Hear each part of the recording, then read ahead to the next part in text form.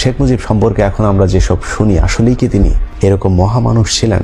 একদমই না। মুজিব সাহেব went for Bakshal, which means one leader, one party, one country. Sheikh Mujib এদেশের রাজনীতিতে সামনে থেকে নেতৃত্বে আসে মুক্তিযুদ্ধ শুরুর ঠিক আগ মুহূর্তে, আরো সুনির্দিষ্ট করে বললে 7ই মার্চ থেকে। যখন এদেশের মালিক হবার চেষ্টা করেছি তখনই তারা আমাদের উপর ঝাঁপিয়ে পড়েছেন।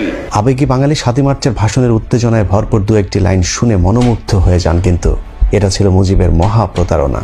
তবে ওই সময় রাজনীতিবিদেরা ঠিকই বুঝেছিলেন মুজিব জনগণকে ধোঁকা দিয়ে এখনো পাকিস্তানের প্রধানমন্ত্রী হবার স্বপ্ন দেখছে। জনগণের প্রতিনিধির কাছে ক্ষমতা হস্তান্তর করতে হবে। আমরা শেখ মুজিবের সাথে রাত 1টায় দেখা করি তার বাসায়, এবং তাকে পরিষ্কার বলে আসি যে আপনি পাকিস্তানের রাষ্ট্রপ্রধান বা প্রধানমন্ত্রী হন, এটা আমরা চাই না। 7ই মার্চের পর থেকে বাঙালি সেনাবাহিনী, পুলিশ সকলেই বিদ্রোহের জন্য প্রস্তুত ছিল, কিন্তু মুজিব কালক্ষেপণের মাধ্যমে পশ্চিম পাকিস্তান থেকে সৈন্য মজুদের সুযোগ করে দেয় পাকিস্তানিদেরকে। অথচ 7ই মার্চ স্বাধীনতার ঘোষণা দিলে 25শে মার্চ গণহত্যা চালাতে পারত না।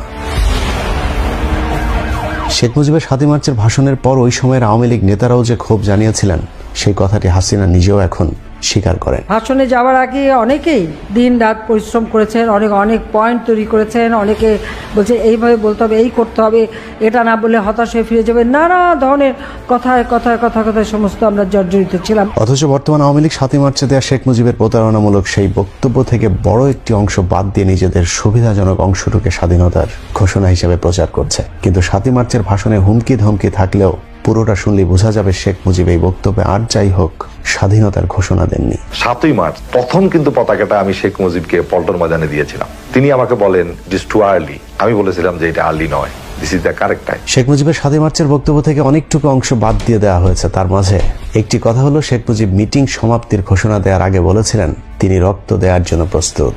যে রক্ত দিয়ে আপনারা আমাকে একদিন জেল থেকে বার করে নিয়ে এসেছিলেন, এই রেসকোর্স ময়দানে আমি বলেছিলাম আমার রক্ত দিয়ে আমি রক্তের ঋণ শোধ করবো, মনে আছে?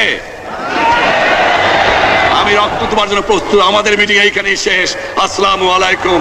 7ই মার্চ রক্ত দেওয়ার শপথ করে আসলেও শেখ মুজিব আর রক্ত দেননি। মুজিব তো দূরের কথা, মুক্তিযুদ্ধে মুজিবের পুরো 14 গোষ্ঠীতে একজনও শহীদ নেই।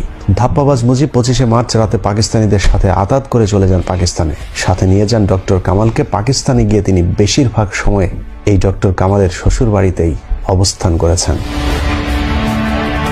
25শে মার্চ রাতে পাকিস্তানিদের কাছে গ্রেপ্তারের আগে আওয়ামী লীগ নেতারা খুব জোরাজুরি করেছিলেন শেখ মুজিবকে অন্তত স্বাধীনতার ঘোষণা দিয়ে তারপরে পাকিস্তানিদের কাছে গ্রেপ্তার হওয়ার জন্য। কিন্তু শেখ মুজিব স্বাধীনতার ঘোষণা না দিয়ে তাজউদ্দিনকে বলেছিলেন বাড়িতে গিয়ে নাকে তেল দিয়ে ঘুমাও, 27 তারিখে হরতাল।